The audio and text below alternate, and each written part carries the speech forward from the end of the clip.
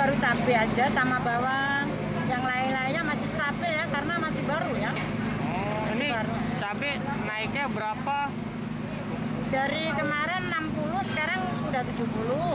per kilonya? Iya, heeh. Kalau untuk Kalau bawang bawang merah kemarin sempat 30, sekarang 35. per kilonya? Iya, per kilonya. Heeh. Iya, kalau harga beras ada kenaikan rata-rata antara 500 nyampe 1000 per kilonya. Per kilo, Bang. Per kilo. Naiknya sejak kapan? Kurang lebih 12 harian. 12 hari. Iya. Emang yang sebelumnya itu berapa dan sekarang berapa? Dari harga normal kan 8,5 per kilo, nah sekarang udah nyampe 9,5. Itu bermacam-macam berapa? Iya, rata-rata kalau IR42 udah rata-rata 3.000 per kilo IR42. IR2 tuh yang bagus. Iya, yang khusus buat nasi goreng. Terus semenjak naiknya ini apakah masyarakat pada ngeluh atau Udah pasti kalau langganan otomatis biasanya harga 8.000 bagus, sekarang kurang bagus gitu. Ya, jadi beralih harga gitu. Tadi yang biasa beli 8.000 akhirnya yang beli yang 9.000 gitu per liternya. Naiknya lumayan. Cabai ini aja sekarang aja udah 80. Biasanya cuma 50 cabai keriting merah. Kalau cabai rawit merah, Mbak? Rawit merah juga lumayan naik. Berapa, Naik Mbak? 10.000 per kilo. Sekarang 60.000. Dari harga Dari harga 40 kemarin. Sekarang 60 jadi 20. untuk bawang, Mbak? Kalau bawang naik 3.000. Iya. Selain itu, Mbak, seperti tomat, Tomat stabil, jeruk naik 1.000.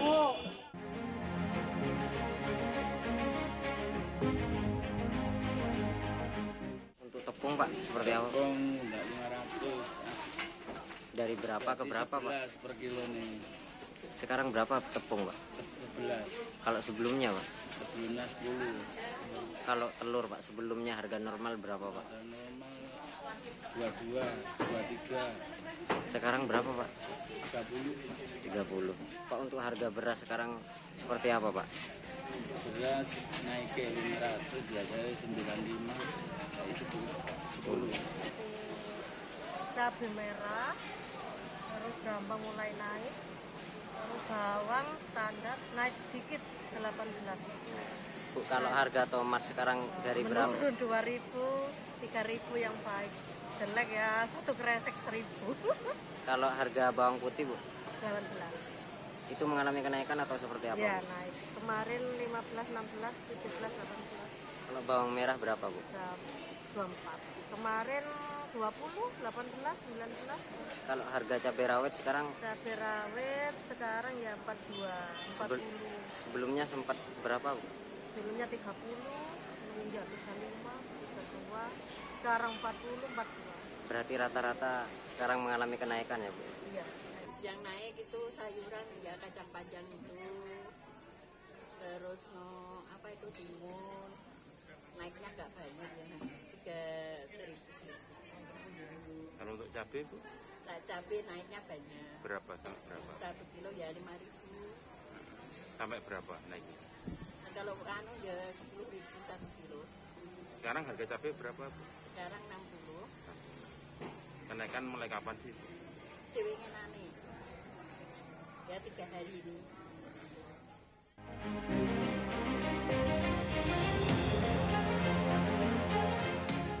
Cabai naik, bawang juga naik, segala macam naik lah Pak. Awak pemerintahnya mintanya yang turun Pak. Segala macam kalau orang tidak punya tuh mintanya turun Pak. Tidak kebeli kalau apa orang mencari sehari-harinya tuh Pak. Ya itulah Pak. Kalau awak tuh jualan ngenek-ngenek tuh sayur-sayur Pak. Pernyataan dari keluhan dalam tanda petik dari sejumlah pedagang. Saya ke Pak Trubus. Pak Trubus, berarti kan kenaikan harga sudah terjadi sebenarnya, gejolak harga sudah terjadi, ada ekses ekonomi maupun ekses sosialnya. Menurut Anda apa yang harus segera dilakukan saat ini untuk memitigasi itu? Harga sudah naik, tadi kita bicara untuk jangka panjang sama jangka pendek, tapi masalahnya sekarang adalah di masyarakat nih ada gejolak, termasuk harga. Apa harus dilakukan? Iya, harus dilakukan. Ya pertama pemerintah harus memperbaiki ini kebijakan regulasinya dulu. Yang mana? Revisi 19 itu Perpres 191. Perpres 194. Iya, 191 191 2014 itu dulu. Okay. Karena di situ ada peruntukannya. Jadi di situ untuk siapa itu diatur di situ harusnya. Jadi ada pembatasan. Kalau sekarang kan nggak ada, naik dulu terus nggak ada. Nah, kemudian yang terjadi adalah mereka yang dulu pakai Pertamax pindah ke Pertalite. Nah, itu yang terjadi sekarang itu. Tadi pagi saya ngecek sama Metro TV juga sama di beberapa SPBU seperti itu. Mobil-mobil apa pindah sekarang, sudah tidak lagi ini. Jadi sepi. Kita tanya. Nah, ini mengindikasikan apa sebenarnya apa yang disampaikan oleh Bung Maman tadi benar bahwa kita sebenarnya subsidinya dialihkan ke orang, bukan lagi barang, supaya orang itu punya kapasitas. Tapi persoalannya kemudian ketika masyarakat itu menganggap bahwa saya lebih milih yang murah, kan logikanya kan logika murah kan. Yang penting murah, saya nggak perlu itu kualitasnya apa, RON berapa. Orang tidak mengerti soal RON berapa, oktan. Nggak perlu RON-nya 89 atau RON-nya 90 atau RON 88 kalau perlu yang dulu kita tinggalkan itu premium. Nggak peduli, yang penting adalah dia murah. Dia dapat pada saat itu dia bisa beraktivitas. Yang terjadi seperti itu. Karena itu yang kedua menurut saya memang adalah bagaimana kemudian tata laksana di bawah itu, artinya di bawah itu di tingkat SPBU itu agar secara jelas diberi pedoman dia. Oke. Saat ini kan My Pertamina tuh tengah melakukan pendataan Pak Trubus, ya kan? Diminta untuk mendaftar, diharapkan terdata CC masing-masingnya, cubicle centimeter masing-masing kendaraan itu tengah dilakukan. Ada nomor polisi segala nomor itu, nomor polisi juga. Menurut Anda itu harus segera dilakukan? Iya, harus dilakukan sebagai kalau memang mau membatasi, tapi sebenarnya secara logika publik melihatnya ya buat apa dibatasi, sudah harganya sudah naik kok gitu. Kan harganya sudah dinaikkan, BBM sudah naik, dibatasi itu kalau dulu sebelum harga BBM dinaikkan. Jadi Anda setuju untuk dibatasi saja, tidak perlu naik harganya atau seperti apa? Ya kalau sekarang kan posisinya sudah naik. Karena sudah naik itu kan satu keniscayaan bagi publik. Jadi sudah keniscayaan naik, ya sudah sekarang bagaimana kemudian solusi berikutnya. Artinya langkah berikutnya itu adalah bagaimana kemudian pembatasan ini tepat sasaran. Artinya mereka entah itu dasarnya CC, entah itu dasarnya karena kemampuan si penerima manfaat ataupun apa, itu terserah. Yang penting adalah ada kejelasan di situ. Karena selama ini kita nggak ada jelas, apalagi masa jeda ini nggak ada sama sekali. Jadi orang ya bebas suka-suka mau beli apa ya pilihan dia sendiri. Gitu. Termasuk hari-hari ini sampai hari ini masih ada terjadi kepadatan di sejumlah SPBU karena pada ngantri untuk beli, nggak tahu kenapa padahal harganya sudah naik. Bung Maman tadi bicara soal pembatasan. Jadi pertanyaannya adalah apa berikutnya? Kalau Anda concernnya adalah memberikan subsidi itu kepada orang yang tepat, bukan kepada komoditas, ya. Apa yang harus dilakukan segera oleh pemerintah saat ini? Jadi next step-nya memang harus ada keseriusan kita semua, baik lagi. Saya harus berani mengkritik diri saya sendiri, kita juga Mbak di legislatif. Legislatif harus berani konsisten untuk terus mendorong pemerintah segera melakukan optimalisasi ataupun penyempurnaan data-data orang yang layak diberikan subsidi. Saya tidak bilang data orang miskin lagi loh ya, data orang layak yang diberikan subsidi. Karena kan tadi ada tingkatan-tingkatannya kan, ada sekian. Nah itu monggo silakan dilakukan. Sebetulnya tinggal di situ aja Mbak. Kalau kita bisa segera menuju ke sana, perdebatan seperti ini yang tadi saya bilang, seperti berlari dalam sebuah velodrome itu insya Allah akan tuntas. Nah pertanyaannya, apakah langsung sempurna? Enggak. Pasti nanti akan ada evaluasi setahap. Nah, contoh kayak hari ini kan, ini kan adalah bagian dari, mohon maaf ya, saya bukan berarti ini adalah bagian dari satu keberanian pemerintah untuk mulai masuk one step forward ke depan. Ini keputusan yang harus diambil. Harus berani, berat memang, karena kita berhadapan dengan arus publik yang mungkin sebagian tadi sudah terbiasa mendapatkan sesuatu tadi ya. Ini kan kayak gini Mbak, kayak kita orang tua, saya punya anak saya suka makan permen dan makan coklat. Ya namanya enak, tapi sebagai orang tua kan kita nggak boleh membiasakan anak kita makan permen dan makan coklat. Nanti giginya sakit. Ya kita harus bilang. Harus tegas dong. Ya kita harus berani menyampaikan itu kepada anak kita, walaupun memang sesuatu yang tidak populis, tapi yang penting baik buat negara dan bangsa ini. Jadi bukan untuk satu golongan atau dua golongan loh. Kita bicara tentang state, kita bicara tentang masyarakat banyak. Karena tadi kalau ini sudah berhasil kita tata, pembenahan data dan lain sebagainya tadi, kita udah mulai masuk ke situ. Masuk ke akhirnya nanti dunia ideal, iya, Mbak Sita tadi. yang tadi ya super ideal lah gitu ya. Kalau kita sudah masuk ke situ, berarti akan ada efisiensi dana yang masih banyak bisa kita alokasikan ke hal-hal. Jadi kalau permintaan tadi gitu. untuk ada refocusing anggaran dari IKN nggak akan terjadi maksudnya? Nah, oke, kalau saya tadi masuk ke Mbak karena udah nyinggung IKN, mohon maaf ya, saya bisa kampanyein loh.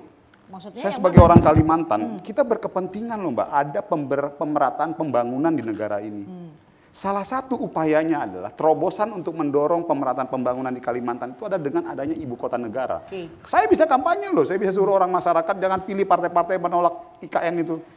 Karena itu bagian dari kepentingan kita masyarakat Kalimantan juga. Ini agak panjang kalau IKN. Ini panjang kalau Iya, kita makanya bicara gini, masalah ibu kota. Sebenarnya ide tol laut gini, ide tol lautnya Jokowi itu menarik. Tidak, Kang Maman, Mas Maman, tol lautnya itu menarik ya. Jadi bangun pelabuhan-pelabuhan, infrastruktur, bandara-bandara penghubung. Karena ibu kota negara itu nggak harus ideal, boleh saya bicara dikit ya. Ini karena IKN nanti sih. harus berubah nih judulnya, jadi IKN IKN setuju apa enggak nih nanti IKN, itu tulisannya ibu di kota layar. negara itu nggak harus di tengah negara kok. Oke. Dengan dunia yang modern semua kerja dari HP, dari gadget segala. Nanti kita undang Bu Maman sama Mas Didi bicara mengenai Boleh, nanti harus diubah tuh judulnya di bawah tuh. Oke, saya balik lagi yang tadi nih ya, jadi lupa tadi ya. Soal yang tadi ya, apa namanya, saya kira pemerintah harus melakukan itu kalau mau penyempurnaan data saya sepakat ya, sangat sepakat ya, tetapi kan perlu waktu ya. Jadi saya melihat persoalan ini justru data itu belum disempurnakan, BBM sudah dinaikkan. Padahal kita tahu kan kemarin pandemi 2,5 tahun saatnya juga berbenah-benah saat itu ya. Kan orang nggak banyak Jadi ke kantor. menurut Mas Didi ini banyak sekali kesalahan pemerintah kalau harusnya datanya saya salah. menyalahkan pemerintah. Para Demokrat itu kalau yang bagus-bagus siapa? Apa sih yang nggak didukung dari zaman dulu ya? Apa yang nggak didukung? Sebagai Tapi partai kali penyimbang ini, ya. ini kalau mau naikkan ini kan kompensasi berikutnya adalah BLT, bantuan soal gaji, BSU, apalagi ada bantuan lain. Penyesuaian tarif transportasi dan lain-lain. Tapi ini nggak pernah dibenahi dengan baik.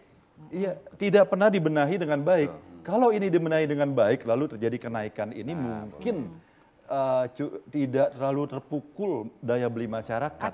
Tidak terlalu masyarakat, kita harus merasakan masyarakat yang bawah nih, masyarakat menengah bawah. Jangan merasakan diri kita yang duduk di sini nih. Ya, saya di BBM dinaikin saya nggak apa-apa, karena kita DPR itu digaji mampu ya. Kita mampu. Masyarakat bawah bisa nggak merasakan?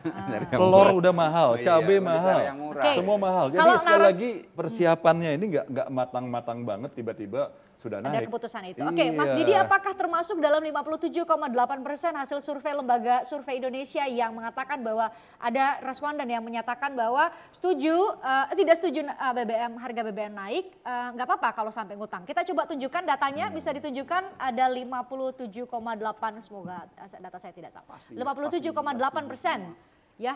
Kita lihat 58,7 tertukar. 58,7% menolak kenaikan BBM walaupun harus menambah utang negara.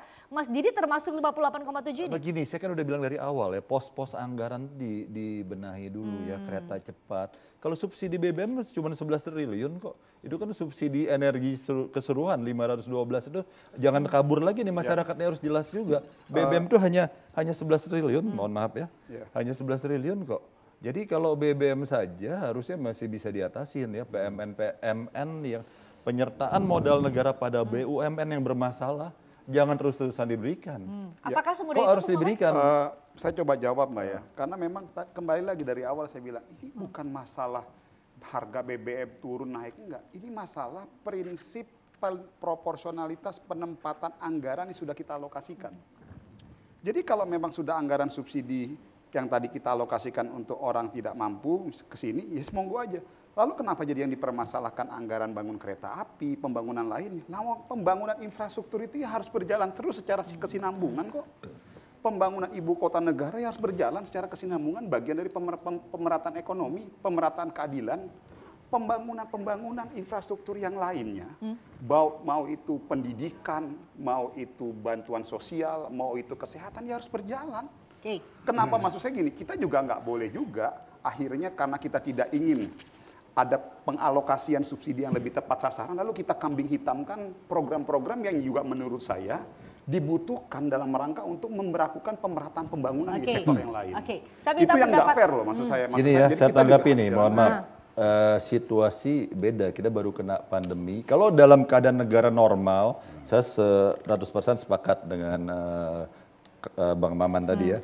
Negara lagi nggak normal begini, rakyat perlu makan hari ini.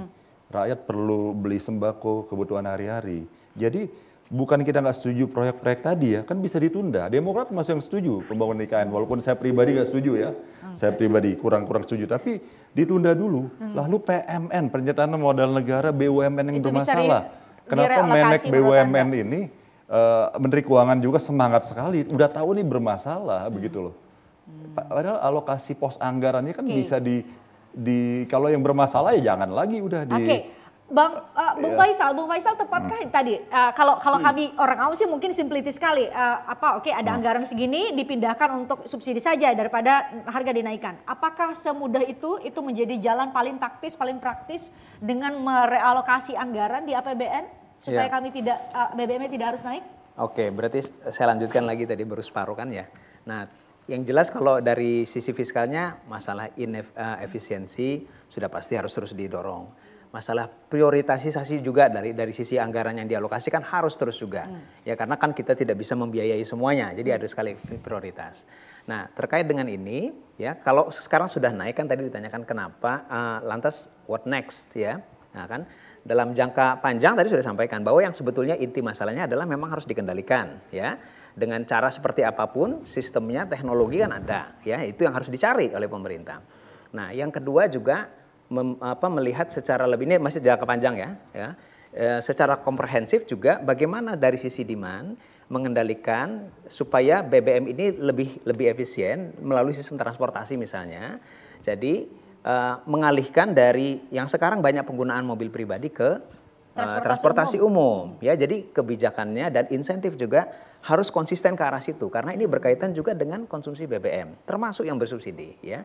Nah, sekarang dalam jangka pendek ya. Memang kalau dalam jangka pendek sudah dinaikkan mau tidak mau ya memang harus BLT ya. Itu cara cepat karena kalau yang nunggu tadi pengendalian segala macam itu perlu waktu ya.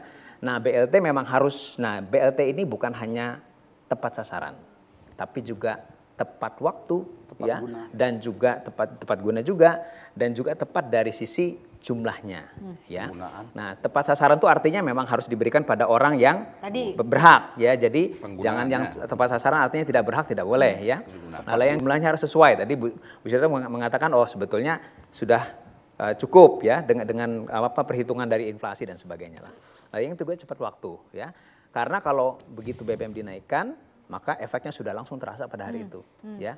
BLT-nya kapan? BLT-nya kapan? Ya kan berarti kan ada lag ya antara pengumuman efek yang sudah terjadi karena BBM dinaikkan dengan kapan mereka menerimanya ya. Belum lagi masalah coverage. Nah, sekarang saya cerita masalah coverage, ada survei yang dilakukan oleh BPS Susenas ya.